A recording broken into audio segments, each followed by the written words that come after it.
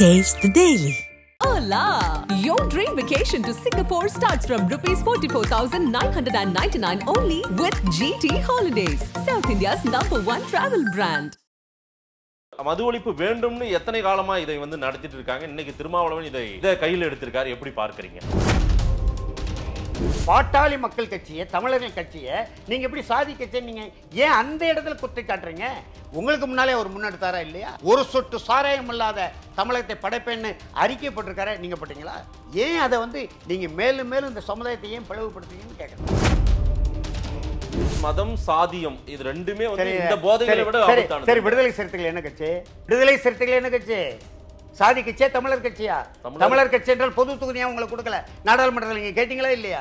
2006 பொது தொகுதி எங்களுக்கு கொடுங்கன்னு சொல்லும்போது உங்களுக்கெல்லாம் பொது தொகுதியா?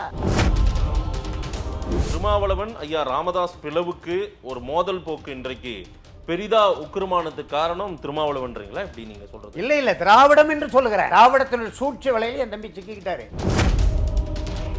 இளவரசன் திவ்யா பஞ்சாயத்துல இருந்தே ரொம்ப உக்கிரமா போயிடுச்சு. இனி இது ஒட்டாது எந்த காலத்திலன்றாங்க. ஒட்டாதுன்னு எப்படி சொல்ல முடியும்? தமிழர் சமுதாயத்தில் ஒற்றுமை வேண்டுமா வேண்டாமா? எத்தனை காலத்துக்கு நீங்க பிரிவினையாக 37 இருந்து 72 வரை மதுனா என்னன்னு தெரியாத தமிழகத்தில் முதலில் சாராய கடை, கள்ளுக்கடை திறந்தவர் ஐயா கலைஞர். அப்ப அந்த எல்லாம் சுட்டி காட்டி திருமாவளவன் அவர்கள் முதலமைச்சரை எப்போ வேண்டுமானாலும் சந்திக்கலாம். அவர் கூட்டத்தில் இருக்கிறார். முதல்ல ஒரு விண்ணப்பத்தை கொடுங்க. அந்த விண்ணப்பத்தை கொடுத்து அங்கேயே செய்தியாளரை சந்தித்து சொல்லுங்க. செந்தமிழர் சீமானின் வளர்ச்சியை முடக்குவதற்கும் நாம் தமிழர் கட்சியினுடைய அரசியல் எழுச்சி தடுப்பதற்கும் திட்டமிட்டு அகில இந்திய சக்திகள் இந்த விஜய காலத்தில் இறக்குனாங்க. அப்படித்தான் கமலஹாசன் இறக்குனாங்க. நான் சொன்னேன் என் தம்பிக்கு என் மேலே போகும். விஜய்க்கு இப்பவே 8% வரைக்கும் கட்டாயம் வரும் ஓட்டுன்றாங்களா? அது தவறான கணக்கு. அண்ணன் சீமானுக்கு 15 வருஷம் கழிச்சு தான் இந்த அங்கீகாரமே வந்திருக்குது. ஆமாவா? 13-14 வருஷத்துக்கு பிறகு இவருக்கு டைரக்டா வந்தாவே உடனே 8-10%. அது தவறான கணக்கெடுப்பு. படுதோல்வியை சந்திப்பார் விஜய். ஒரே இலக்கு தமிழ் தேசிய எழுச்சி தமிழகத்தில் வந்துவிடக்கூடாது. அதுல திராவிடமும் இந்தியமும் இந்துத்துவம் எல்லாரும் ஒன்னா சேருவாங்க. தம்பி விஜய் என்னுடைய அன்பான வேண்டுகோள், ஒரு தமிழன் என்ற முறையில் நான் சொல்றேன், இந்த தமிழ்நாட்டுக்கு நல்லது செய்ய வேண்டும் என்று தம்பி விஜய் நினைத்தால் அவங்க அண்ணன் சீமான ஆதரிக்கட்டும், நாம் தமிழர் கட்சி ஆதரிக்கட்டும். அந்த கட்சியில் நீங்கள் ஒரு உறுப்பினராக கூட பயணித்து அடுத்த தலைவராக கூட வாங்க, வேண்டாம் என்று சொல்ல. ஆனால் புது கட்சி தொடங்குவது நாட்டுக்கும் நல்லதல்ல, உங்களுக்கும் நல்லதல்ல. அதன் தமிழர்களுக்கு வணக்கம். பல்வேறு துறைகளில் சிறந்த ஆளுமைகளை சந்தித்து நாம் நேர்காணல் எடுத்து வருகிறோம். அந்த வகையில் மீண்டும் நம்மோடு இணைந்திருக்கிறார் தமிழ் தேச தன்னுரிமை கட்சியினுடைய நிறுவன தலைவர் ஐயா வேணரசு அவர்கள். அவரிடம் கேட்பதற்கு நிறைய இருக்கின்ற வாரங்களிடமே கேட்போம். வணக்கம் ஐயா. வணக்கம் மாதேஷ். எப்படி இருக்கீங்க? நலமா இருக்கிறேன். விடுதலை சிறுத்தைகள் கட்சியினுடைய தலைவர் திருமாவளவன் அவர்கள் மது ஒழிப்பு மாநாடு ஒன்று நடத்த போறாரு. அதில் பாஜக பாமக தவிர்த்து எல்லோரும் வாங்க அப்படின்னு சொல்லியிருக்காரு. குறிப்பாக எல்லோருமே அதிமுகவை அழைத்தது தான் விவாத பொருளாக எடுத்திருக்காங்க. மது ஒழிப்பு மாநாடு, மது ஒழிப்பிற்காக போராட்டங்கள், அதே போல நடைப்பயணம் என பல வரலாற்றில் நடந்திருக்கும். ஒரு நீண்ட நெடிய அனுபவம் உள்ளவர் நீங்கள், களமாடக்கூடியவர், களத்தில் நிறைய தலைவர்களோடு நீங்கள் பயணம் பண்ணவங்க. மது ஒழிப்பு வேண்டும்னு எத்தனை காலமாக இதை நடத்திட்டு இருக்காங்க. இன்னைக்கு திருமாவளவன் இதை கையில் எடுத்திருக்காரு. எப்படி பார்க்குறீங்க? திருமாவளவனின் இந்த மது ஒழிப்பு மாநாட்டு அறிவிப்பை நான் வரவேற்கிறேன். யார் மதுவுக்கு எதிரான நிலைப்பாடு எடுத்து களம் அமைத்தாலும் ஏற்க வேண்டியது தமிழர்கள் கடமை. ஏன்னா மது கொடுமையை ஒவ்வொரு நாளும் நாம் பார்த்து கொண்டிருக்கிறோம் சமுதாய மக்களிடத்தில். ஆனால் நீங்கள் சொன்னது போல் அதில் பாரதிய ஜனதா கட்சி மதவாத கட்சி அழைப்பதற்கில்லை, அதே போல் பாட்டாளி மக்கள் கட்சி சாதியவாதிய கட்சி அழைப்புக்கில்லை என்று தம்பி சொன்னது தான் நெருடலை ஏற்படுத்துங்க. இல்லை, அவங்க ரெண்டு பேருமே அவங்களுக்கு நெருடலான ஒரு கட்சி, நெருடலான ஒரு பயணத்தில் இருக்கக்கூடியவங்க. அவங்கள அருகில் கொண்டு வரணும்னு தேவையில்லை. நீங்கள் இப்போ திராவிட முன்னேற்ற கழக கூட்டணியிலலாம் இருக்கிறீங்க. அப்போ நீங்கள் மாண்புமிகு முதலமைச்சர் அல்லவா? இப்போ நம்முடைய அமைச்சர் முத்துசாமி சொல்லியிருக்கார் இல்லையா, மதுபான கடைகளை முதலமைச்சர் மூட வேண்டும் என்பதுதான் அவருடைய விருப்பமாக இருக்கின்றார் இல்லையா? அப்போ அந்த விருப்பம் என் தம்பி திருமாவளவனுக்கு தெரியாதா? முதலில் முதலமைச்சரை அல்லவா அழைத்திருக்கணும். நீங்கள் அந்த கூட்டணியில் இருக்கிறீங்க. எதுக்கு எடப்பாடி பழனிசாமியை போய் அழைக்கிறீங்க? அழைக்கிற தப்புன்னு சொல்லலை. முதல் அழைப்பு யாருக்கு கொடுத்துருக்கணும்? எல்லோரும் ஒரு மேடையில் நின்று மதுவுக்கு எதிராக முழங்க வேண்டும் என்று சொல்றார் தம்பி. அப்படியானால் முதலமைச்சரையும் கூப்பிட்டுருக்கணும், எதிர்க்கட்சிகளையும் கூப்பிடுங்க வேண்டாம். திமுக அதிமுக 2 பேரையும் தான் அவர் அழைக்கிறாரு. முதலில் அழைப்பு யாரு கொடுத்தாரு? அண்ணா திராவிட முன்னேற்ற கழக தலைவர் நம்முடைய அண்ணாச்சி எடப்பாடி பழனிசாமி. திமுக அவர் அழைத்தாலே வருவாங்க, அதிமுக அழைச்சாக வேண்டிய இடத்துல இருக்காரு அவர். ஏன்னா அந்த பக்கம் கூட்டணி இப்போ ஆட்சியில் யார் இருக்கிறா? மதுவை இப்போ எடப்பாடி பழனிசாமி ஆட்சியில் இருக்கும்போது அழைத்தால் வரவேற்கலாம், ஏன்னா அவர் அதிகாரத்தில் இருக்கு. அவரை வலியுறுத்தி மதுபான கடைகளை உடனடியாக இல்லாவிட்டாலும் படிப்படியாக மூடுவதற்கான கோரிக்கையை வைக்கலாம். இப்போ ஆட்சியில் இருப்பவர்கள் யார்? திராவிட முன்னேற்ற கழகம். அப்ப அவர்கள் தானே அது மூடணும். இல்லைங்க, நீங்க மாநாடு ஒன்று இல்லை, கையெழுத்து போட வேண்டியவர்களை வந்து அழைக்கிறத அது கரெக்டா இருக்காது. தர்ம சங்கடமான ஒரு நிலையை கூட அவரை தள்ளிடலாம். ஆனால் கையெழுத்து போடுங்கன்னு சொல்லி எல்லாரையும் உட்கார வச்சு பேச வச்சிடலாம்ல, அதுதான் கூப்பிடுறாரு. அது இவ்வளவு நாள் என்ன பண்ணீங்க? எத்தனை ஆண்டு காலமாக திராவிட முன்னேற்ற கழக கூட்டணியில் இருக்கிறீங்க. நீங்கள் பாட்டாளி மக்கள் கட்சி தலைவர் மருத்துவர் ஐயாவோடு இணக்கமாக இருக்கிற காலகட்டத்திலே மருத்துவர் ஐயா மதுவுக்கு எதிரான மிகப்பெரிய போராட்டத்தை முன்னெடுத்தார். மதுக்கடைகளை மூடக்கூடிய போராட்டத்தை அறிவித்தார். நானே மூடிட்டு சிறைக்கு போனேன். மூடுவதற்கு முன்பு என்னை கைது செய்து 17 நாள் சிறையில் அடைச்சாங்க. 2013 என்று நினைக்கிறேன். 2008 மிகப்பெரிய சுற்றுப்பயணமே மேற்கொண்டார். எல்லா இடத்துலையும் விடுதலை சிறுத்தைகள் ஐயாவை வந்து வரவேற்றாங்க.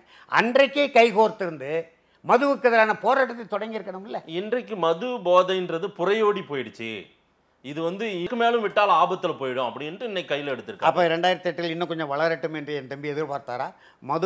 மதுவினால் வரக்கூடிய சமுதாய சீரழிவுகள், உயிரிழப்புகள், விபத்துகள், குடும்ப சிக்கல்கள் இதெல்லாம் பெருகி வந்த பிறகு நம்ம கையில் எடுக்கலாம் என்று நினைத்தார். இல்லைங்க, நீங்களே இதை வரவேற்க வேண்டிய ஒரு விஷயம்ன்றீங்க.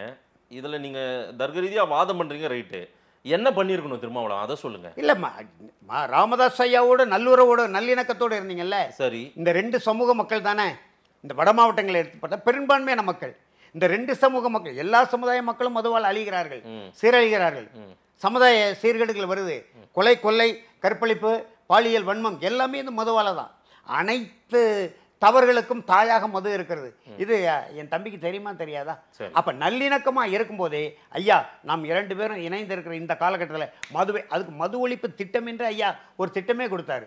ஒரு துளி மது கூட தமிழ்நாட்டில் இல்லாத தமிழகத்தை படைப்போம்னு கொடுத்தாரு. அவர்கிட்ட என் தம்பி திருமாவளவன் அந்த அறிக்கையை கொடுத்தார். அன்றைக்கே சேர்ந்திருந்தா இன்றைக்கு இந்த கொடுமைகளை நம்ம எதிர்கொண்டிருக்க வேண்டிய தேவை இல்லைங்கிறதுக்காக சொல்றேன். சரிங்க, நான் வந்து வரவேற்கிற மறுக்கல. கையில் எதற்கு பாட்டாளி மக்கள் அழைக்க மாட்டேன் என்று சொல்கிறார் அவர்கள்? அப்படி இல்ல, மதம் சாதியம் இது ரெண்டுமே வந்து இந்த போதைகளை விட ஆபத்தானது. சரி, விடுதலை சிறுத்தைகள் என்ன கட்சி? விடுதலை சிறுத்தைகள் என்ன கட்சி? சாதி கட்சியா தமிழர் கட்சியா? தமிழர் கட்சி என்றால் பொது தொகுதியா உங்களுக்கு கொடுக்கல. நாடாளுமன்றத்தில் நீங்க கேட்டீங்களா இல்லையா? 2006 பொது தொகுதி எங்களுக்கு கொடுங்கன்னு சொல்லும்போது உங்களுக்கெல்லாம் பொது தொகுதியா? நீங்கள்லாம் தனித்தொகுதி நிற்க வேண்டியது. வன்னியரசு பேசினாரா இல்லையா சமூக ஊடகங்களில், தொலைக்காட்சிகள், நேரலையில்? அப்போ உங்களை தமிழராக அவர்கள் ஏற்றுக்கொண்டிருக்கிறாங்களா? அப்போ உங்கள் கட்சி சாதி கட்சி தானே. நீங்கள் இன்னொரு சாதி எப்படி சொல்ல முடியும்? சாதி சமூக விடுதலைக்காகத்தானே விடுதலை சிறுத்தைகள். விடுதலை சிறுத்தைகளுக்கு முன்னால் என்ன பேரில் இயங்கினார்? தலித் பேந்தர். அதன் தலைவர் வழக்குரைஞர் மலைச்சாமி. அவர் எதிர்பாராவிதமாக ஒரு விபத்தில் இறப்பு நேர்ந்ததன் காரணமாக அந்த தலித் பேந்தரை தான் இவர் வந்து விடுதலை சிறுத்தைகள் கட்சின்னு விடுதலை புலிகள் இயக்கத்தை போல் பெயரை மாற்றினார். அப்போ அது என்ன மாற்றம்? சமூக விடுதலை தானே. திருப்பி என்ன திமிரி எழு, திருப்பி அடிக்கி, அடங்க மறு, அத்துமீறு, திமிரி எழு, திருப்பி அடின்னு முழக்கம். யாருக்கான முழக்கம்? பட்டியல் பிரிவு மக்களுக்கு, ஒடுக்கப்பட்ட மக்களுக்கு, விளிம்புநிலை மக்களுக்காகத்தானே. அப்போ உங்கள் கட்சியே என்ன கட்சி? சமுதாய கட்சி தானே. நீங்க எப்படி பாமக குறை சொல்ல முடியும்? இல்லையா? இல்ல, பாமக குறை சொல்ல, சாதிய கட்சின்னு எப்படி நீங்க முத்திர குத்துறீங்க? அந்த கட்சிக்கு அமைச்சர் பதவி கிடைத்த போது 98 முதல் ஒன்றியத்தில் யாரை அமைச்சரா பதவி ஏற்க வைத்தாரு? 2வது யாரை அமைச்சரா பதவி? 3வது தான் அன்புமணி அரங்கவேலு. முதலில் தலித் எழில்மலை, அப்புறம் பொன்னுசாமி. 2 பேரையும் பட்டியல் பிரிவை சார்ந்த அமைச்சராக்கி அழகு பார்த்தவர் மருத்துவர் ஐயா. சரி இல்லையா? உங்களை வந்து தம்பியின் கையை பற்றி விட்டேன் மதுரையிலிருந்து அவரை அழைத்தது யாரு? அதற்கு பிறகு நடந்த வரலாறையும் பிரஸ் மீட்ல பதிவு பண்றாரு. அவர் சொல்றாரு, இவ்வளோ சிக்கல்கள் இருந்தது, நம்ம 2 பேரும். அதற்கு பிறகு நல்ல இணக்கமாக தான் தம்பி இருந்தாங்க. நான் இருந்தேன், ஐயா கூட இருந்தேன். இன்னும் சொல்ல வேண்டுமானால் அந்த தருமபுரி திவ்யா இளவரசன் காதல் விவகாரத்தன்னைக்கே அந்த சம்பவம், அந்த நிகழ்வு நடந்து, கொடுமைகள் நடந்து முடிந்த பிறகு, அந்த தாக்குதல்லாம் நடந்து முடிந்த பிறகு 3வது நாள் அல்லது 4வது நாள் என்று நினைக்கிறேன், அப்பொழுது நம்முடைய பாட்டாளி மக்கள் கட்சி தலைவர் கோகா மணி ஜெனீவாவில் இருந்தார். ஈழத்தமிழர்களுக்காக ஐநா மன்றத்தில் பேசுகிறதுக்காக ஜெனீவாவில் இருந்தார். அவர்கிட்ட ஐயா பேசும்போது நான் அருகில் இருந்தேன், தைலாபுரம் தோட்டத்தில். அவர் என்ன சொன்னார், தம்பி திரும்ப வந்து விடட்டும், அவரும் உங்களோட அங்கே இருக்கிறாரு, அவர் எங்கே இருக்கிறான்னு தெரியல, அவர் வந்து விடட்டும், வந்த பிறகு ஒரு உண்மை கண்டறியும் குழு அமைப்போம் பண்ணி அந்த உண்மை கண்டறிந்த தியாகுவை சொன்னார். நம்முடைய எழுத்தாளர் தியாக இருக்கார்லே, அவர் தலைமையில் அல்லது அறிவுமதி போன்றவர்கள் தலைமையில் ஒரு 5 கொண்ட உண்மை கண்டறியும் குழு அமைப்போம். அந்த குழு என்ன அறிக்கை கொடுக்குறதோ அந்த அறிக்கை அடிப்படையில் அரசு நடவடிக்கை எடுக்க திரும்பவும் நீங்களும் இணைந்து ஊடகவியலை சந்திக்கிற மாதிரி ஏற்பாடு செய்வோன்னு ஐயா பேசும்போது கோக்காமணி மறுமுனையிலேருந்து தம்பி என் கூட தான் இருக்கிற, 2 பேரும் இப்போ ஒரு அறையில் தான் இருக்கிறோம் அப்படின்னு சொல்லி உடனடியாக அப்போ அவர்கிட்ட கொடுங்கன்னு சொல்லி நேரடியாக பேசினார். தம்பி நீங்கள் வந்த உடனே உண்மை கண்டறியும் குழு அமைத்து ஒரு 10 நிமிடம் பேசினார். திரும்ப என்ன பேசினார் என்பதை நம்ம யூகிக்க முடியும் தானே. ஆனால் என்ன நடந்தது, வானூர்தி நிலையத்தில் வந்து இறங்கிய உடனே அறிவாலயத்திலிருந்து உத்தரவு பிறப்பிக்கப்பட்டு அறிவாலயம் போய் அங்கே ஏற்கனவே ஐயா கலைஞர் அந்த திவ்யா இளவரசன் காதல் விவகாரம் அந்த தாக்குதல் தொடர்பான அறிக்கையை தயார் பண்ணி அந்த அறிக்கையை தம்பி வெளியிட்டார். அதில் தானே பிளவு வந்தது. நீங்கள் ஏன் மருத்துவரை இல்லை திருமாவளவன் ஐயா ராமதாஸ் பிளவுக்கு ஒரு மோதல் போக்கு இன்றைக்கு பெரிதா உக்கிரமானதுக்கு காரணம் திருமாவளவன்றீங்களா? எப்படி நீங்கள் சொல்கிறது? இல்லை திராவிடம் என்று சொல்லுகிறேன். திராவிடத்தினுடைய சூழ்ச்சி வலையில் என் தம்பி சிக்கிக்கிட்டாரு. இவர் நேரடியாக தைலாபுரம் வந்திருந்தா அல்லது கோக்காமணியை சந்தித்து பேசி ஒரு உண்மை கண்டறியும் குழு அமைச்சிருந்தா, பாட்டாளி மக்கள் கட்சியும் விடுதலை சிறுத்தைகள் அமைத்திருந்தால் இந்த பிளவு வந்திருக்காது. இல்லைங்க, அங்கே பட்டியல் சமூக மக்களின் கூரை வீடுகள் எரிக்கப்பட்டன, அவர்கள் தாக்கப்பட்டார்கள்.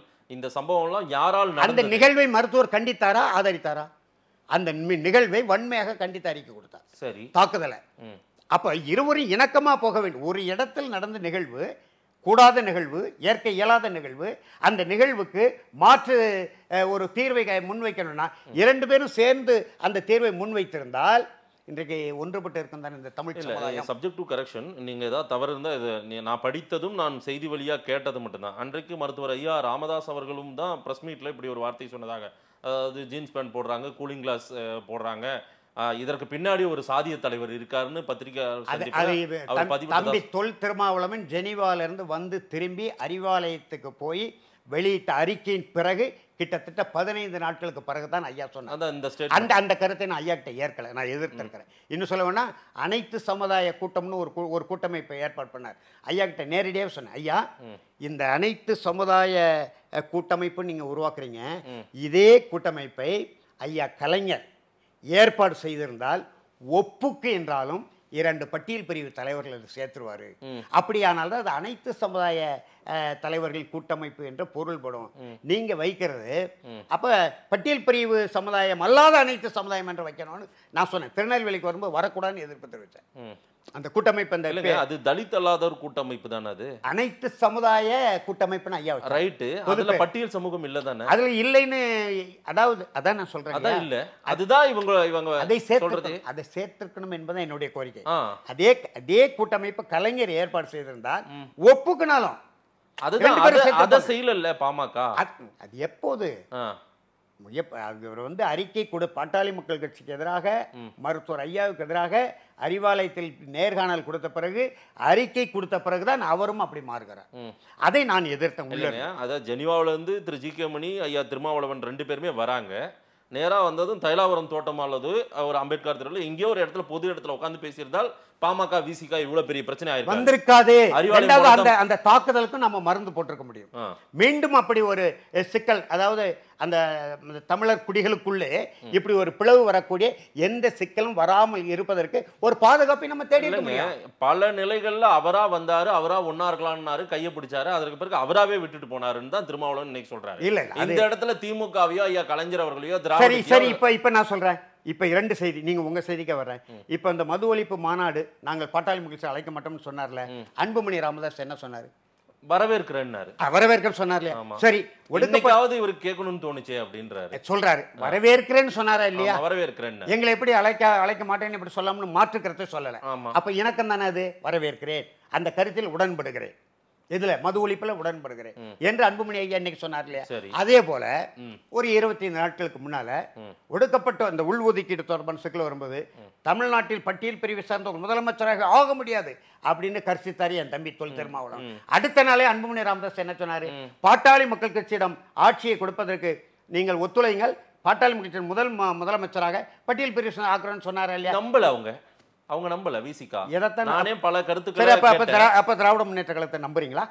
மது ஒழித்து விடுவோம். நீங்க மாநாடு போட்டு தீர்மானம் போட்ட 15 நாட்கள் குறைந்தது ஒரு ஒரு மாவட்டத்துக்கு ஒரு 50 கடைகளை மூடி விடுவார்கள் என்று நம்புகிறீர்களா?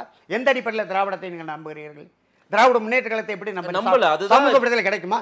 தம்பி, நான் சமூக நீதியின் பிறப்பிடம் என்று தமிழ்நாட்டை சொல்றாங்க. காங்கிரஸ் கட்சியிலே கூட இன்றைக்கு செல்வ பெருந்தகை தலைவராக வர முடியுது. திராவிட முன்னேற்ற கழகத்து பொதுச் செயலாளராக ஆராச வர முடியுமா? அண்ணா திராவிட முன்னேற்ற கழகத்தில் வர முடியுமா? காங்கிரஸ் கட்சியில் இன்றைக்கு செல்வ பெருந்தகை, நேற்றையில இளைய பெருமாள் இருந்தார். இன்னும் சொல்ல வேண்டுமானால் 62லிருந்து 72 வரை கக்கன் காங்கிரஸ் கட்சியின் தலைவராக இருந்தார்.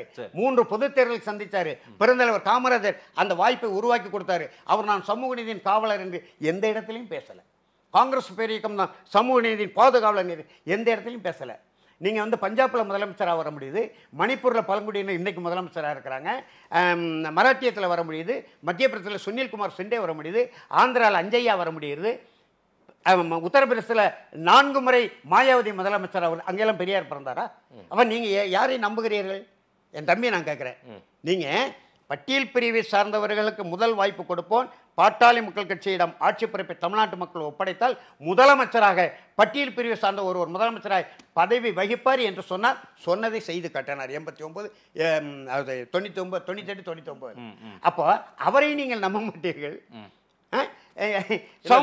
திருமாவளவன்ற ஒரு போராளி தலைவனை ஐயா ராமதாஸோடு ஒப்பிட்டு பேசுவது நல்ல ஒரு சால பொருந்தும். ஆனால் அவர் இல்லாமல் இது முழுமை பெறாது அப்படின்னு மாதிரி நீங்க சொல்றீங்களே. யார் இல்லாமல்? ஐயா ராமதாஸ் இல்லாமல் இது முழுமை பெறாது. எல்லோரும் அரவணைக்க வேண்டும் என்று சொல்றேன். இல்லைங்க, அதுதான் இந்த சாதியவாதம் மதவாதம். இன்னொன்று பாமக விசிகா எதிரும் புதிருமா இருக்கும்போது சாதியவாதம்னா விடுதலை சிறுத்தைகள் என்ன கட்சி நான் கேட்கிறேன். விடுதலை சிறுத்தைகள் என்ன கட்சி? இல்லைங்கய்யா, இது அந்த இளவரசன் திவ்யா பஞ்சாயத்துல இருந்தே ரொம்ப உக்கிரமா போயிடுச்சு. இனி இது ஒட்டாது எந்த காலத்திலன்றாங்க. ஒட்டாதுன்னு எப்படி சொல்ல முடியும்? தமிழர் சமுதாயத்தில் ஒற்றுமை வேண்டுமா வேண்டாமா? எத்தனை காலத்துக்கு நீங்க பிரிவினையாக? நான் ஒற்றுமையில் இருக்குன்றாரு. நாங்கெல்லாம் ஒற்றுமையா தான் இருக்கோம். ஐயா ராமதாஸ் அவர் ஒரு சோசியல் இன்ஜினியரிங்கை எடுத்துட்டாரு. ஐயா ராமதாஸ் திருமாவளவன் இப்ப நீங்க முதலமைச்சர் ஆக முடியாது என்று சொல்லும்போது ஆக முடியும் என்ற நம்பிக்கை ஊட்டியது யார்?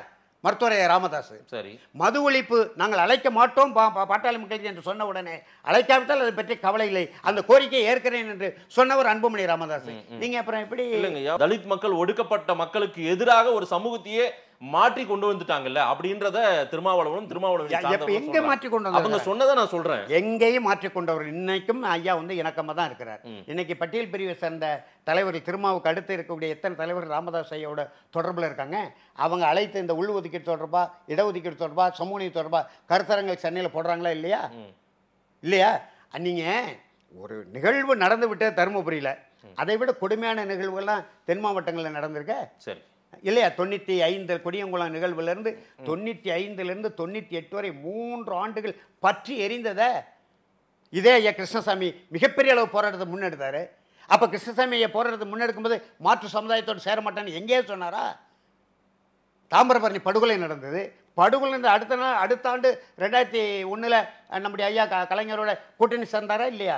அப்போ நிகழ்வுகள் என்பது வரலாற்று போக்கில் நடந்து கொண்டே இருக்கும். அதுக்கு மாற்று திட்டங்களை முன்வைக்க வேண்டும். அதை தடுப்பதற்கும் ஒடுக்குவதற்கும் அடக்குவதற்கும் தமிழ் சமுதாயத்தை ஒன்றாக திரட்டுவதற்குமான திட்டத்தை முன்வைத்து மது ஒழிப்பு நல்ல திட்டம். நான் ஐயா கிட்டே கூட பேசுகிறேன். ஐயா இந்த 2011 சட்டமன்ற தேர்தல் முடிந்த பிறகு 7வது நாள் அல்லது 8வது நாள் ஒரு 500 பேருக்கு அழைப்பு கொடுத்து ஒரு தைலாபுரம் தோட்டத்தில் நடந்தது. 7வது ஆளாக நான் பேசினேன்.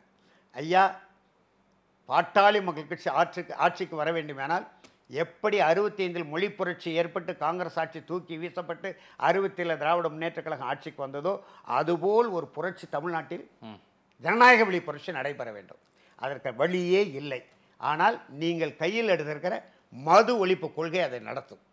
ஆக நாம் சுழியத்திலிருந்து தொடங்குவோம். ஐயா, வட்டாட்சியர்கிட்ட விண்ணப்பம் கொடுப்போம், மாவட்ட ஆட்சியர்கிட்ட விண்ணப்பம் கொடுப்போம், அடையாள ஆர்ப்பாட்டம் நடத்துவோம், பெரிய அளவில் பரப்புரை செய்வோம், அடையாள பட்டினி போராட்டம் இருப்போம், அடையாள மறியல் போராட்டம் நடத்துவோம்.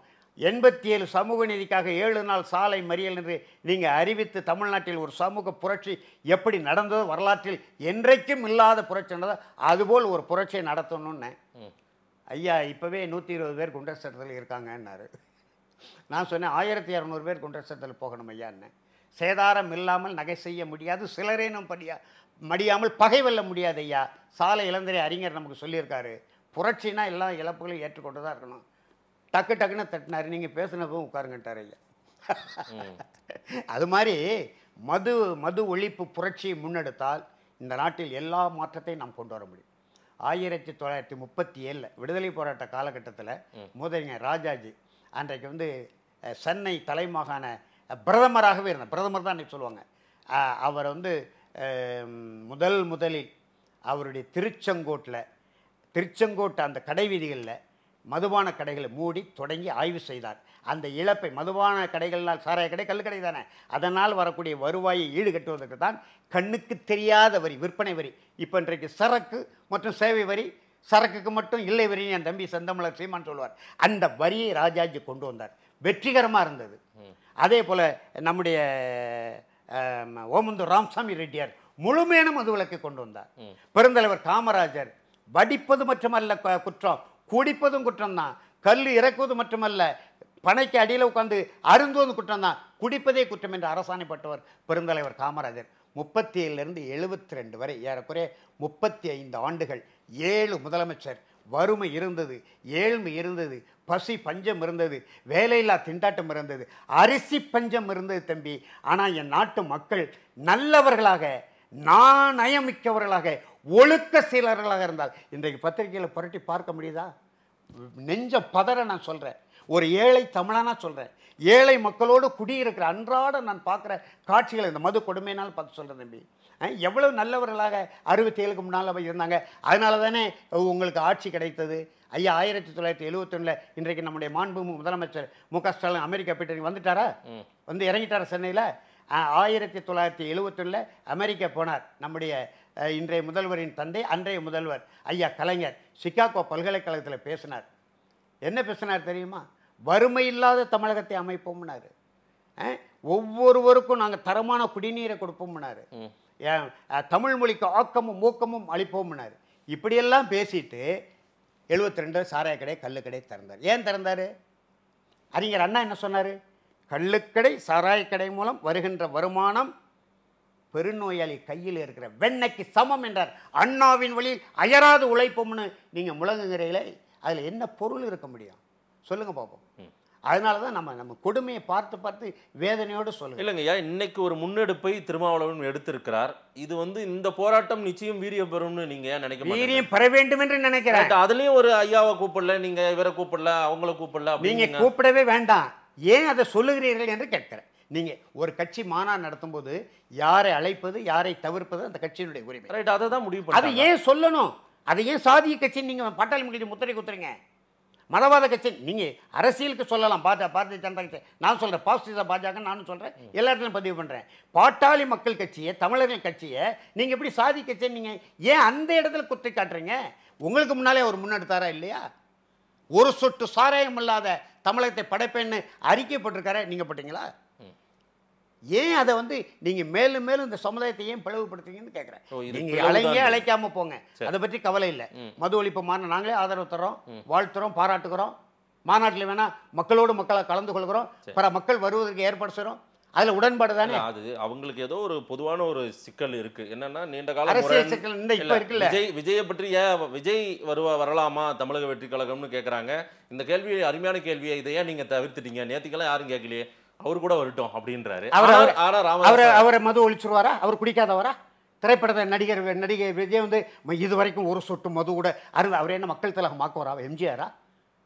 தம்பி இல்லை, சொல்றேன், மதுவுக்கு ஒரு சொட்டு சாராயம் கூட. இப்போ நம்ம பேசுகிறோம் இல்லையா, தாய் மீது சத்தியம், தமிழ்நாட்டில் மதுபான கடைகளை திறக்க மாட்டேன் என்று எம்ஜிஆர் தஞ்சாவூரில் 1978 டிசம்பர் மாதம் அன்றைக்கு இருந்த ஆளுநர் பிரபுதாஸ் பட்டுவாரி தலைமையில் மிகப்பெரிய மது ஒழிப்பு மாநாடு போட்டார். நான் சிறுவனாக இருந்த முன்னால் இருந்து பார்த்தவன். ஆயிரக்கணக்கான ஊர்திகள், அதில் சிறந்த ஊர்தியை தேர்வு செய்து மக்கள் தலைவர் எம்ஜிஆர் முதலமைச்சர் பரிசு கொடுத்தார் பிரபுதாஸ் பட்டுவாரியை வச்சு. அப்பொழுது அவர் பேசின பேச்சு அப்படியே சொல்கிற எம்ஜிஆர், லட்சக்கணக்கான பேர் இருக்கிறாங்க. நான் ஏதோ ஒரு மலைக்கோட்டை விரைவு வண்டி பிடிக்க எண்ணியிருந்தேன். அதற்குள் ஒரு அம்மா என்கிட்ட ஒரு மனு கொடுத்துட்டாங்க. அந்த அம்மாவுக்கு பதில் சொல்கிறதுக்காக என் பயணத்தையே நான் தள்ளி வச்சுட்டேன்னு சொல்லி அன்றைக்கு பேசினார். என் கணவர் சாராயம் வெடித்து சிறையில் இருக்கார், 4 பிள்ளைகளோடு நான் சாப்பாட்டுக்கு வழி இல்லாமல் இருக்கேன், எனக்கு என்ன வழி சொல்கிறீங்கன்னு அந்த அம்மா கேட்டிருக்காங்கன்னு அதற்கு வழியை சொல்லி மக்கள்கிட்ட எம்ஜிஆர் பேசினேன். பேசிவிட்டு அன்னை சத்யா மீது சத்தியன்னு சொன்னார். என்ன நடந்தது? எம்ஜிஆரை தாண்டிய ஒருவரை நம்ம பார்க்க முடியுமா? விஜய் அப்படியா? நீங்கள் விஜய் வரலாம், கட்சியே தொடங்கலை, இன்னும் கொடிக்கான விளக்கத்தை சொல்ல முடியல, மாநாட்டுக்கான நாளை குறிக்க முடியல, கட்சி தொடங்குவோமா வேண்டாமா என்கின்ற அந்த வினாவுக்கு வந்திருக்கிறாரு.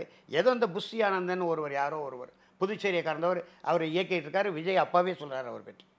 நீங்கள் அவரை அழைக்கிறீங்க, திரைப்படத்தில் நடிப்பதற்கு கூட குடிக்கிற காட்சியில் நடிக்க மறுத்தவர் மக்கள் தலைவர் எம்ஜிஆர் தம்பி. நடிப்புக்கு அந்த குடிக்கிறது போல நடிக்கிற காட்சி இருக்குல்ல திரைப்படத்துக்குள்ளே, திரைப்படமே நடிப்பு தான். அவங்க முடிவு பண்ணிட்டாங்கன்னு நினைக்கிறேன். இனி இது ஒட்டாது, இனி நாம சேர மாட்டோம், இனி இது அது நீங்க சமூகத்துக்கு எதிராக சமூகத்தை சொல்லக்கூடாது, உங்க கட்சியை சொல்லுங்க. விடுதலை சிறுத்தைகள் அவங்க சொல்ற ஸ்டேட்மெண்ட் நான் கேள்வியா வைக்கிறேன். அதான் நான் என்ன சொல்றேன், என் தம்பி தானே திருமாவளவன், சரி, அவர் மீது எவ்வளவு அன்பு வச்சிருக்கேன், மதிப்பு வச்சிருக்கேன், என் மீது அவர் எவ்வளவு அன்பு வச்சிருக்காரு, மதிப்பு வச்சிருக்காரு. அந்த பகுதிக்கு வந்து என் வீட்டுக்கு வந்துட்டு வரார் இல்லையா, என்னை பார்க்காம வரமாட்டாரு. 1000 பேருக்கு நடுவே நின்றால் என்னை பார்த்துட்டு என்கிட்ட வந்து கை கொடுத்து அண்ணன் எப்படி இருக்கீங்கன்னு கேட்டு தான் போறாரு. அதெல்லாம் வேற. நீங்க மறுபடியும் நீங்க பாட்டாளி மக்கள் கட்சியும் விடுதலை சிறுத்தைகளும் சேர மாட்டோம் என்று சொல்லுங்க, அது உங்க உரிமை. சமுதாயத்தையே நீங்கள் பிளவுபடுத்த பார்க்குறீங்க என்பதுதான். நான் உலகத் தமிழர்களை ஒன்றுபடுங்கிற முழக்கத்தின் கீழே இருக்கக்கூடிய தம்பி, உள்ளூர் தமிழர்கள் பிரிஞ்சு கிடக்குன்னே நினைப்பேன். அது எந்த தமிழர்களும் தமிழ் சமுதாயம் ஒன்றுபடணுமா இல்லை? இதுல நாம் தமிழர் சீமானை எல்லாம் அழைப்பாங்கன்னு நீங்க நினைக்கிறீங்களா? சீமானை அழைக்க வேண்டும் என்பது தானே. நீங்க வன்னியரசு அது எப்படி சாத்தியம்னு? அப்ப எடப்பாடி அழைக்கிறது எப்படி சாத்தியம்? எடப்பாடிக்கு உங்களுக்கு இப்ப என்ன உறவு இருக்கா? 10 ஆண்டுகள் நீங்கள் தனித்து நிற்கிறீங்க, திராவிட முன்னேற்ற கழக கூட்டத்தில் இருக்கிறீங்க. எடப்பாடி போய் அடைக்கிறீங்களே, நம்பிக்கை இருக்கு உங்களுக்கு? எடப்பாடி இப்போ கடந்த காலத்தில் ஏன் அவர் மதுபான கடைகளை அடைக்கல? இல்லை, தனித்தனியாக ஒவ்வொரு கட்சியாக அழைப்பாங்களான்றது அடுத்து வரும் நாட்களில் நமக்கு தெரிய வரும். ஆனால் அதுலேயே சீமான் போன்றவங்களாம் அழைக்க மாட்டோன்ற மாதிரி தான் வன்னியரசு பேசுறாரு. தொல் திருமாவளவன் எப்படி செய்திருக்க வேண்டும்னா, நம்மளே அவருடைய உரிமை, அவர் கட்சி உரிமைன்னு சொல்லிட்டேன். என்னுடைய ஒரு கருத்தாக சொல்கிறேன், ஏற்பதும் மறுப்பதும் அவர்களுடைய, அதுவும் அவர்களுடைய உரிமை தான். ஒரு பொது அழைப்பு கொடுத்துருக்கோம். பொது அழைப்பு தான் இப்போ கொடுத்தது. பொது அழைப்பு கொடுக்கும்போது ஏன் நான் வந்து சீமானை அழைக்க மாட்டோம், ராமதாஸ் அழைக்க மாட்டோம், பாரதிய ஜனதா கட்சி அழைக்க மாட்டேன்னு சொல்கிறீங்க? நீங்கள் அதை சொல்லாமலே ஒரு பொது அழைப்பு கொடுத்து எல்லோரும் சீமானை அழைக்க மாட்டோம்னு நான் திரும்ப சொல்லலை, வன்னியரசு சொல்கிறாரு. திரும்ப சொன்னா வன்னியர் சொன்னார், 2 பேரும் ஒன்று தானே. திரும்பக்கு அடுத்து தானே வன்னி என் தம்பி இருக்காரு, வன்னியரசு இல்லையா? தம்பி, என் செய்தியை ஒன்று சொல்லிட்டுமா? சொல்லுங்கள். தமிழ்நாட்டில் எத்தனை பேரூராட்சிகள் இருக்குது? டவுன் பஞ்சாயத்து எவ்வளோங்க ஐயா? 500க்கு மேலே இருக்கு. மதுபான கடை இல்லாத ஒரே ஒரு பேரூராட்சி தமிழ்நாட்டில் எங்கே இருக்குது?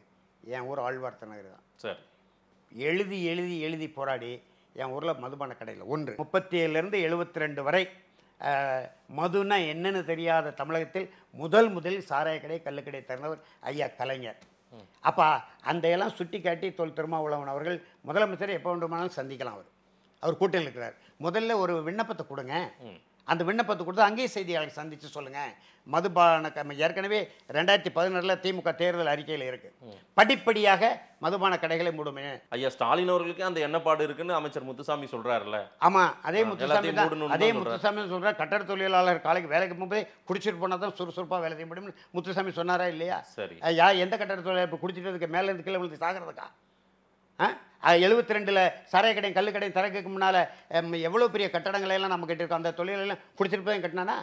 இந்த மது வந்த பிறகு தானே அவன் 9 மணிக்கு வேலைக்கு வரக்கூட 10:30 மணிக்கு வரான், 11 மணிக்கு தேநீர் குடிக்கிறாங்கிறான், 1 மணிக்கு சாப்பிட போகிறான், 4 மணிக்கு தேநீர் குடிக்கிறேன். கட்டட தொழில். நான் ஒரு கட்டட தொழிலாளி, ஓய்வூதியம் பெற்றுக் கொண்டிருக்கிறேன் நலவாரியத்தில். அண்ணாச்சி பொன்குமார் தலைமையில் நலவாரியம் இல்லையா? எனக்கு கட்டட தொழிலாளிகளை பற்றியும் தெரியும், மூட்டை சுக்கிற தொழிலாளிகளை பற்றியும் தெரியும், வேளாண்மை உழவு தொழில் பார்க்குற எல்லாரை பற்றி நான் அந்த மக்களோடு இருக்கிறதுனால அந்த மக்களுடைய எண்ணங்களை உங்கள்கிட்ட பிரதிபலிக்கிறேன். இல்லை, எதுக்கு அப்படி முத்துசாமி சொன்னார்? இப்போ இவர் மாநாடுன்னு சொன்ன உடனே அதை மடைமாற்றுவதற்கு முதலமைச்சருக்கு விருப்பம் இல்லை. அப்போ உங்களுக்கு விருப்பமா? நீங்கள் அமைச்சரவையில் தீர்மானம் போட வேண்டியதானே? படிப்படியாக மதுபான கடைகளை 2 ஆண்டுக்குள் மூடி விடுகிறோம், சரி, அல்லது அடுத்த தேர்தலுக்குள் மூடி விடுகிறோம் என்று சொல்லுங்க. நம்முடைய தம்பி செந்தமிழர் சீமான் அருமையாக ஒரு கருத்தை சொல்லியிருக்காரு, பார்த்தீங்களா? மதுவை ஒழிக்கிற கூட்டணி நாங்கள் அமைக்கிறோம் இல்லையா? மதுவை ஒழிக்கிற கூட்டணி நாம் அமைப்போம், வாங்க அதை முன்னிறுத்து பண்ணுவோம். பட்டியல் பிரிவு தமிழரை முதலமைச்சராக்கிற கூட்டணி நல்ல திட்டம் தானே?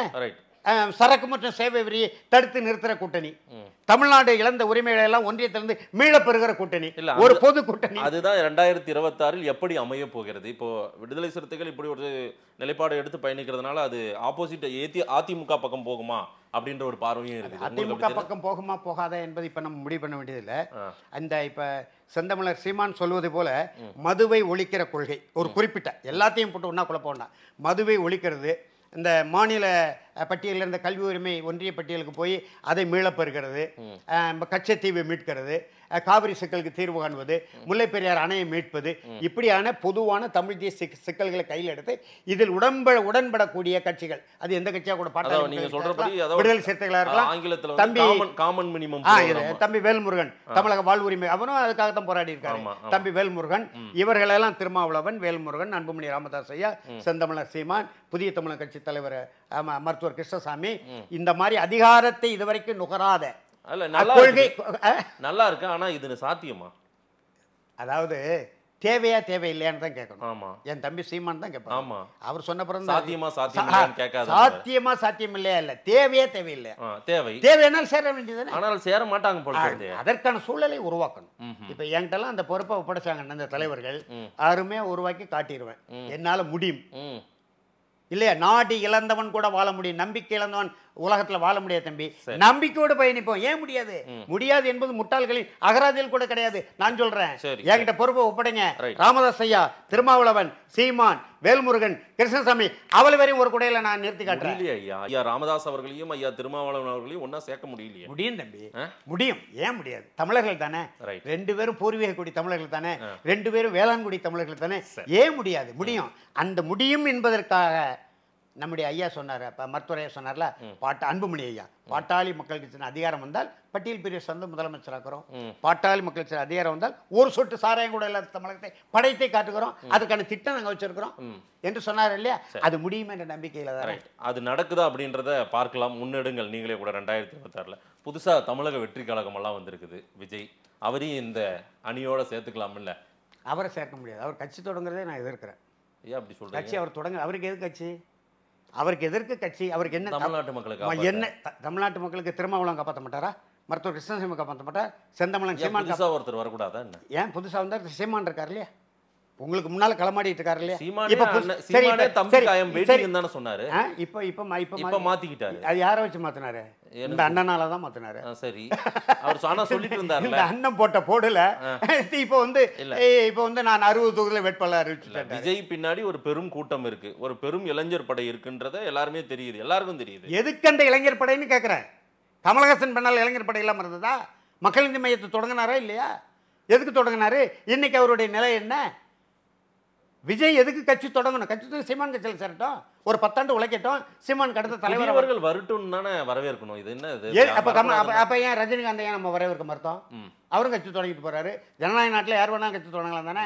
அவரே கமலஹாசன் நீங்க நினைக்கிற மாதிரி அவர் வந்து ஒரு மாற்று சித்தாந்தத்தையோ மாற்று ஒரு கொள்கையோடலாம் இங்க வரப்போறதில்ல. யாரு பேர் பாருங்க, தமிழக வெற்றி கழகம், வீரக்குடி, விஜயக்கொடி, ஆதி குடியை காக்க வந்த கொடி அப்படின்னு எல்லாம் சொல்றாரு. ஆதி குடியை வந்த காக்கினா நாங்கள் ஆட்சி தமிழக வெற்றி கழகம் ஆட்சிக்கு வந்தால் ஆதி தமிழ் குடியை சார்ந்தவனை முதலமைச்சராக்க வேண்டும் என்று அறிவிப்பாரா சொல்லுங்க. விஜய் முதல்வர் நான் ஆதிக்குடியை காக்க வந்த வெற்றி கொடி அப்படின்னா ஆதிக்குடியை சார்ந்த பட்டியல் பிரிவை சார்ந்த தொல்குடி தமிழரை நாங்கள் ஆட்சியில் இதுவரைக்கும் தமிழகத்தில் வரவில்லை. விடுதலைக்கு பிறகான அல்லது விடுதலைக்கு முன்பு இதுவரை தமிழ்நாட்டில் ஆதிக்குடியை சார்ந்தவர்கள் முதலமைச்சராகவில்லை. தொல் திருமாவளவன் கருத்தை ஏற்று தமிழக வெற்றி கழகம் ஆட்சிக்கு வந்தால் முதலில் ஆதி தமிழ் கொடியை முதலமைச்சராகி நாம் மேற்பார்வை பார்ப்போம்னு சொல்லட்டு விஜய். இது என்ன? இதுக்கு முன்னாடி இருந்தவங்களே அதை செய்யல. எதற்கு நீங்க நாங்க வந்து இப்ப புதுசா வர்றவரையும் நீங்க அந்த புதுசா எதற்கு என்ன தேவை? எம்ஜிஆரோட நீங்க பெரிய ஆளா? தம்பி எம்ஜிஆர் எதுக்கு திமுக இருந்து விலகினாரு? ஒரு சர்வே எல்லாம் மக்கள் கழகம் மாக்கோரா எதற்காக? அவர் வந்து 20-25 ஆண்டுகள் திராவிட முன்னேற்ற கழகத்தில் முகமாக இருந்தார். அதனாலதான் 67ல் அண்ணா 1 லட்சம் நிதி தருகிறேன், தேர்தல் நிதி என்று சொல்லும்போது அண்ணா சொன்னார், 1 லட்சம் தேர்தல் நிதி வேண்டாம், உன் முகத்தை காட்டு, 1 லட்சம் ஓட்டுனர் இல்லையா? அதே போல அண்ணா மறைவுக்கு பிறகு நாவலர் நெடுஞ்செழியன் தான் முதலமைச்சர் என்ற நிலை இருந்ததை மாற்றி கடைகோடியில் இருக்கக்கூடிய ஒரு தமிழன் ஒரு வரணும் என்று சொல்லி ஐயா கலைஞரை முன்னிறுத்தினாங்க. சிபாதித்தனாரும் மக்கள் தலைவர் எம்ஜிஆர். அதே கலைஞர்கிட்ட முரண்பட்டு அண்ணா திராவிட முன்னேற்ற கழகத்தை 72 ஏன் தொடங்கினாரு? ஊழல், கையூட்டு, தொடங்கினாரா இல்லையா? அவர் ஆட்சிக்கு வந்தால் ஒழிஞ்சதா இல்லையா? சரி. சதாசிவன் கமிஷன் யாருடைய ஆட்சியில் அமைக்கப்பட்டது? மக்கள் தலை எம்ஜிஆர் ஆட்சி, ஊழல் ஆட்சின்னு தானே சதாசிவன் கமிஷன் அமைக்கப்பட்டது. அப்போ அவர் எம்ஜிஆராலே முடியாதது கமலஹாசனால் முடியுமா? விஜயால் முடியுமா? விஜய் வர வேண்டாம்னு சொல்லலை. ஆனால் புஷி ஆனந்த் யாரு? புஷி ஆனந்த் இயக்கத்துக்கு ஏன் விஜய் ஏன் நடிச்சுக்கிட்டு இருக்காரு? புஷி ஆனந்த் அது அவங்க அப்பாவே நான் சொல்லல. நான் சொல்ல விஜய் புஷி ஆனந்த் அந்த கட்சியின் விஜயினுடைய தந்தையார் சந்திரசேகர் சொல்றாரா? இந்த புஷி ஆனந்த் தவறான வழியை காட்டிட்டு இருக்கான் என் பிள்ளைக்கு. அவர் படுக்கிறது, தண்ணி குடிக்கிறது, இதெல்லாம் காணொலி எடுத்து ஒரு குழு வைத்து அந்த குழுவில் போட்டு என் பிள்ளையை மயக்க கொண்டிருக்காருன்னு அவர் சொல்றாரு. இந்த காணொலியில் வந்திருக்கு, நான் வேணா உங்களுக்கு அனுப்பி வைக்கிறேன். அப்போ நீங்க அண்ணங்கிறீங்க சீமான் என் தம்பிங்கிறாரு. சரி, 2 பேரும் உடன்பிறப்புகள் தான், நம்ம ஏற்கிறோம். அந்த அண்ணனோட அவர் ஒரு மாற்றத்துக்கு தான் நிற்கிறாரு. உங்களுக்கு முன்னால் 10 ஆண்டுகளுக்கு முன்பே நின்ட்டார்ல. அப்ப அண்ணன் முதல்ல ஆதரவு கொடுங்க, அப்புறம் உள்ள வாங்க. அப்புறம் உங்களுக்கு நடிக்க முடியாத கட்சியில் சேருங்க, போராடுங்க, பேச்சாளர் ஆவாங்க, சீமானுக்கு அடுத்த தலைவர் ஆவாங்க. ஏற்கிறோம். ஏற்கனவே ஒருவர் மாற்று அரசியல் முன்னிறுத்தி 10 ஆண்டு காலம் 15 ஆண்டு காலம் 2010 15 ஆண்டு ஆயிட்டல 15 ஆண்டு காலமாக களத்தில் நிற்கிறாரு உங்கள் அண்ணன். அவருக்கு எதிராக நீங்கள் நிற்க போகிறீங்க. விக்கிரவாண்டிலையும் ஆதரிக்கலை, அறிவிச்சிட்டிங்களே, கட்சி அறிவிச்சிட்டிங்களே. விக்கிரவாண்டி இடைத்தேர்தல் வந்தது, நீங்கள் வந்து ஒளி வாங்கி சின்னம் நாம் தமிழர் கட்சிக்கு வாக்களிங்கன்னு சொல்லியிருக்கலாம்ல, ஏன் சொல்லலை? நான் குற்றம் சாட்டுகிறேன். செந்தமிழர் சீமானின் வளர்ச்சியை முடக்குவதற்கும் நாம் தமிழர் கட்சியினுடைய அரசியல் எழுச்சி தடுப்பதற்கும் திட்டமிட்டு அகில இந்திய சக்திகள் இந்த விஜய களத்தில் இறங்குறாங்க. அப்படித்தான் கமலஹாசன் இறக்குனாங்க. நான் சொன்னேன், என் தம்பிக்கு என் மேலே போவோம். அகில இந்திய சக்திகளா? அகில இந்திய ஆற்றல்கள். யார் ராகுல் காந்தியை கூப்பிடணும்னு பேச்சு வந்துச்சுல. ராகுல் காந்தி விஜய்க்கு பின்னால் இருக்காரு. ராகுல் காந்தி எங்களுக்கு சீமான் பார்வையில் இனப்பகைவர். சீமானுக்கே வராத சந்தேகம் எல்லாம் மூத்தவர் எனக்கு தான் வரும். என் சந்தேகம் இல்லை தம்பி, எனக்கு கிடைக்கிற செய்தி உண்மையை உங்கள்கிட்ட பகிர்றேன். சந்தேகம் இல்லை. அதே அகில இந்திய கட்சிகள் தான், அகில இந்திய பின்னணி. அங்கேயும் ராகுல், இப்ப ராகுல் அங்கதான் ராகுல்கிட்ட போய் கை கொடுத்தான்னு திமுக இருந்தாரு. தம்பி கமலஹாசன் ராகுல்கிட்ட கை கொடுத்து சீமானை இப்ப மட்டுப்படுத்த தான் விஜய் வராரு. நாம் தமிழர் கட்சியையும் தமிழ் தேசிய எழுச்சியும் சீமானையும் தடுப்பதற்கும் முடக்குவதற்கும் தான் இந்த ஏற்பாடு. கமலஹாசன் நேத்து வரைக்கும் ஐ எம் வெயிட்டிங்னாரு, என் தம்பியை கேளுங்க, என் தம்பியை வரட்டுங்கன்னாரு சீமான். அவருக்கெல்லாம் சீமானுக்கு தெரியாது தம்பி. அது என்னங்க சீமான் அந்த கட்சியின் ஒரு சீமானுக்கு தெரியாது. நான் சொல்றேன், என்கிட்ட பேச சொல்லுங்க சீமான. நான் தான் சொல்லிட்டு தானே இருக்கிறேன், பேசிக்கிட்டு தானே இருக்கிறேன் தம்பி. நான் சொல்லி கொண்டிருக்கிறேன், பேசி கொண்டிருக்கிறேன். சரி, நான் காத்திருக்கிறேன்னு சொன்னவர் இன்னைக்கு என்ன நிலைப்பாடு? இன்னைக்கு நான் 60 போட்ட வேட்பாளர். என்னுடைய கட்சிக்கு வந்துட்டாரா சீமான்? என்னுடைய கட்சிக்கு வந்துட்டார். அங்கே என்ன நடக்குன்னு எனக்கு தெரியும், நான் என்ன பேசுறேன்னு அவருக்கும் தெரியும். நான் கூட தான் இல்லையே தவிர நான் சொல்லுகிற வழிக்கு வந்து தான் ஆகணும். இப்போ வந்து அவர் மக்களை காப்பாற்றணும், தமிழக மக்களுக்காக இத்தனை காலம் படத்துலலாம் நடித்தோம், நம்ம இந்த பெருங்கூட்டம் இருக்கு. தமிழக மக்களுக்காக நடிச்சாரு, அவருக்காக நடிச்சாரு, தமிழக மக்களுக்காக நடிச்சாரு. இல்லை, தமிழக மக்கள் நம்மளை ஏற்றுக்கிட்டாங்க, நாளைக்கு தலைவராகவும் ஏற்றுப்பாங்கன்னு வரல. தமிழக மக்கள் எங்கே ஏற்றுக்கொண்டிருக்காங்க? எப்படி பெருங்கூட்டம் ரசிகர்கள் அவர் படம். நீங்க அப்ப நீங்க கட்சி துறைகளை விக்கிரவாண்டில அதை ஆய்வு செய்ய வேண்டியது. நம்ம நண்பர் ரவீந்திரன் துரைசாமி சொல்றாருல, நம்ம நண்பர் ரவீந்திரன் துரைசாமி, நீங்க உங்க வலிமையை நாடாளுமன்ற தேர்தலில் காட்டியிருந்தால் 2026 உங்களை பற்றி என்னங்கிறது பேசு பொருளா இருக்கும்னு என்னுடைய நண்பர் சொல்ற. சரியாதான் சொல்றாரு ரவீந்திரன் துரைசாமி. நீங்க விக்கிரவாண்டிலையாவது காட்டியிருக்கலாம் தானே, ஏன் வாக்களிக்க வேண்டாம்னு சொன்னீங்க? இல்லங்க, வாக்களிக்க வேண்டாம்னு விஜய் சொன்னாரு. விஜய் ரசிகர் யாராவது வாக்களிக்க? ஒரு சில சர்வேக்கள்லாம் எடுத்திருக்காங்களா, விஜய்க்கு இப்பவே 8% 10% வரைக்கும் கட்டாயம் வரும் ஓட்டுன்றாங்களாமே. அது தவறான கணக்கு. அண்ணன் சீமானுக்கு 15 வருஷம் கழிச்சு தான் இந்த அங்கீகாரமே வந்திருக்குது. ஆமாவா, 13-14 வருஷத்துக்கு பிறகு இவருக்கு டைரக்டா வந்தாவே உடனே 8-10%. அது தவறான கணக்கெடுப்பு. படுதோல்வியை சந்திப்பார் விஜய். முகவரி இல்லாம திரைப்படத்துறையில் இருக்கிற முகவரி இழந்து போவார். நான் இன்னைக்கு சொல்றேன், நடிகர் திலகம் சிவாஜி கணேசன் எப்பேற்பட்ட நடிகர், எவ்வளவு செல்வாக்கு பெற்றவர். காங்கிரஸ் திமுகவிலிருந்து காங்கிரஸுக்கு போய் ஊறி திளைத்தவர். தாக்கு பிடிக்க முடிஞ்சதா தம்பி? திருவையார் தொகுதியில் 89 சட்டமன்ற தேர்தல் அவர் போட்டிட்டார். நாங்கள் களப்பணி ஆற்றினேன். துரை சந்திரசேகர்னு யாருன்னே தெரியாது, திமுக வேட்பாளர். அவர் வென்றார், இவர் தோற்றார் இல்லையா? அதுக்கு பிறகு எத்தனை நடிகர்கள். மக்கள் தலைவர் எம்ஜிஆர் அண்ணா திராவிட முன்னேற்ற கழகத்தை தொடங்கின உடனே பிரேம் நசீர் கேரளாவில் எம்ஜிஆரை விட செல்வாக்கு பெற்றவர், கட்சி தொடங்குன்னு அறிவித்தார். மக்கள்லாம் கூடுனாங்க, மேடையை விட்டு கீழே இறங்க முடியல. தொலைச்சிட்டாங்க. உன்னை கலைஞனா பக்கத்தான் விரும்புகிறோம், தலைவனா நீ வரக்கூடாது. நாங்கள் என்ன ஆந்திராவில் என்டி ராமராவ் தேவுடா தேவுடா தேவுடான்னு போட்டாங்க. கடைசியில் மருமகனே எதிராக வந்துட்டார் சந்திரபாபு நாயுடு. கடைசியில் அதுக்கும் ஒரு குற்றச்சாட்டு சாட்டினார். இந்த சிக்கலில் சொல்கிறேன், நான் ஒரு தலித்தை முதலமைச்சராக எண்ணினேன், எனவே சந்திரபாபு நாயுடு என் மருமகனை பிடிக்கலன்னு ஒரு போலி தோட்டம் இந்த பார்வதி அம்மா 2வது திருமணம் அதெல்லாம் சொன்னார். அப்புறம் அமிதாப் பச்சன் இந்திய அளவில் எவ்வளோ பெரிய நடிகர் தாக்கு பிடிச்ச முடிஞ்சதா? சரி தமிழ்நாட்டில் எத்தனை நடிகர்? இப்போ கமலஹாசன் உலகத்தின் நாயகன் என்று சொல்லப்பட்ட நடிகர் கமலஹாசன் மக்கள் நீதி மையம் தனித்து நின்னது. அந்த தேர்தலில் மட்டும் மக்கள் நீதி மையம் போட்டியிடாமல் இருந்தால் அப்போவே நாம் தமிழர் கட்சி 30 லட்சம் வாக்குகளை பெற்றிருக்கோம். அதை மடைமாற்றுவதற்கு தான் கமலஹாசன் இறக்குனாங்க. கடைசியில் அவர் டெல்லி போய் ராகுலோட கை கொடுத்து திமுக கூட்டில் வந்து சேர்ந்துட்டார். ஏன் நாடாளுமன்ற தேர்தலில் போட்டியிடலை? இதே நிலைதான் விஜயும். கமலஹாசன்லாம் முடியலை, விஜயால் கொஞ்சம் நம்ம மடைமாற்றி விட முடியுமா? சீமானை முடக்கிடலாமா? நாம் தமிழர் கட்சியை வளர்ச்சியை தடுத்துடலாமா? ஏற்பிசைவு தேர்தல் ஆணையத்தின் ஏற்பிசைவுக்கு வந்து விட்டது. 36 லட்சம் வாக்குகளை தனித்தென்று வாங்கி விட்டார்கள். அப்போ 2026 அதிகாரத்துக்கு வருவதற்கான சூழ்நிலை உருவாகும். அதை தடுக்க வேண்டும். எங்க தேசிய கட்சிகள் தேசிய தலைமையிடங்கள் தான் அந்த வேலையை செய்யறாங்களா? இங்க இருக்கிறவங்களா தமிழ்நாட்டை குறிவித்து செய்யறாங்களே, இவங்க பின்னணியா இருப்பாங்க. இவங்க பின்னணியா? சீமான். ஆமா. யார் பின்னணி? இங்க திராவிடம் பின்னணி, எடப்பாடி பின்னணி இல்லை. உங்க என்ன அது உங்க வீட்டு பைப்புல தண்ணி வரலாம் திராவிடம் காரணமா என்ன? எல்லாம் அரசியல் தான் தம்பி. எல்லாமே நான் 50 ஆண்டு அதை உங்கள்கிட்ட ஏற்கனவே பதிவு பண்ணியிருக்கேன். 100 ஆண்டு கால அரசியலில் 50 ஆண்டு அரசியலை படித்தவன், 50 ஆண்டு கால அரசியலை பார்த்தவன்.